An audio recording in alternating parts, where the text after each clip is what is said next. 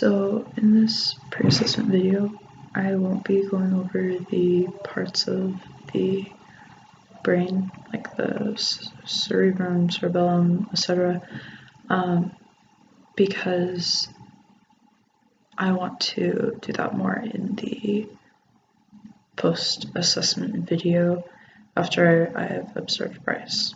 So I'm going to be teaching Bryce. And my topic is optics within the sphere of light and shadow. And this is definitely stimulus for Bryce because he's really interested in light. As I talked with him when he came and visited the class. And so the topic itself is intrinsic motivation for him to experiment and discover more, since he's most likely in stage 2 of Kohlberg's stages of moral development. So it'll seem like a real treat for him. So since he already has some background knowledge of light, as I found in the pre-assessment, his self-concept and self-esteem will be similar in a sense of being like almost a master of what I'm going to be teaching him. So it's right in his schema. And so the objective of this lesson is to help Bryce assimilate the idea that light travels in straight lines. And we'll be doing a series of experiments that fall under the lines of correlational research. And this also means that I'm taking a discovery learning approach, something that Jerome Butler would approve of, since I know that Bryce, because he does have a background knowledge of light. So you'll be able to apply that as he is running all these different experiments. And I personally like this form of learning more, especially in science, because direct instruction and expository instruction, I don't think he'd find that very fun. And it wouldn't really give him room to grow. So I'm not going to be using really a behaviorist approach either. I don't think he needs any other kind of motivation to help him be motivated to learn about this. And if Brigham was older, I'd definitely teach him as well, but I think he's a little too young to be learning about these concepts. And Bryce is a little above his age in this as well. But if I were to, they would be able to learn together, and it'd be more of a cooperative teaching opportunity. However, as I thrust Bryce into this constructivism world of the scientific method, I think he'll learn just fine on his own. And he seems to be a more logical and bodily learner, as categorized by Howard Gardner. And so I'm going to follow like the first half of Bloom's taxonomy as he gains new knowledge and comes to understand new information. He'll be able to apply it into the repetition of the scientific method, so he can become a master of it. So these experiments, they'll test his cognitive domain as it follows the scientific method, and this experiment is actually above his age level criterion reference testing. However, he is very analytical, and he knows more about light than most kids his age. So for Bryce in particular, this lesson will be in his zone of proximal development. I'm not worried about that at all. And in ways of like college vocabulary or anything that would be outside of his zone of proximal development, I'll just make some accommodations and simplifying that or cutting certain parts out as needed. And so I'm going to start by defining what a shadow is with him and showing him a prototype, and we can play around with that a little bit. And I want to talk with him about defining and correlational characteristics of a shadow.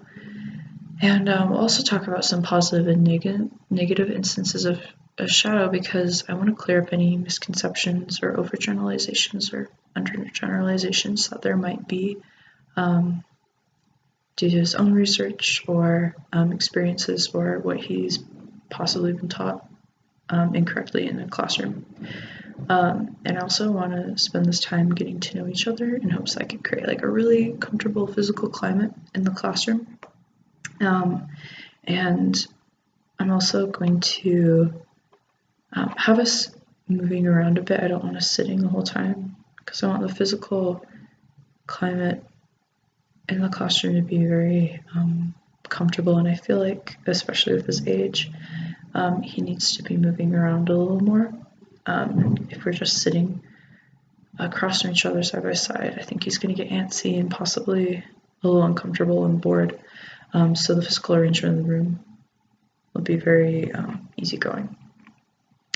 So I'm hoping that teachers in the past haven't taught in a way where he's reached the point of learned helplessness when it comes to predictions and testing them, because I really want him to discover the process of the scientific method. And I'm sure he's already learned that, especially in math. So I'm going to pay close attention to that and facilitate where I need to. So when we start the first experiment, I'll follow Albert Pender's theory by modeling what he needs to do with the light bulbs and the paper and everything. But I want him to reach the point of being able to self-regulate himself and making predictions throughout all the experiments. And I'm hoping to reach the point where I don't need to use as much instruction or cueing as in the beginning of the lesson. So the last part of the experiment is what I'm most curious about. I'll pay very close attention to his individual physical state at this point, and I think that his self-efficacy in making a correct prediction will be high. I'm curious to see what his personal theories will be as they've sort of accumulated through the first few experiments we do. Because this last experiment, we shine a light bulb through a slit, and it's expected that he'll see something that he wasn't expecting.